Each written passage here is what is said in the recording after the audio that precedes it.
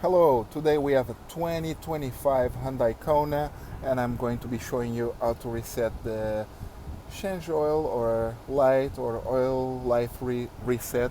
So basically it's very simple. We just need to go to the main screen over here. We're going to be looking for setup.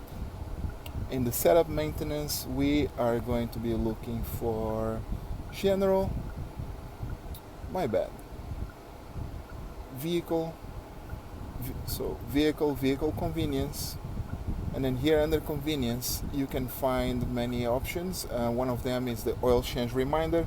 Here it's at 38%. If you want to reset it after your oil change, you push reset, push once again, and that's it. Simple as that. I hope this video helped you. If you have any questions, leave it on the comments. If this video helped, please like and subscribe our channel. We'll take as many people as we can. Thank you. Have a great day.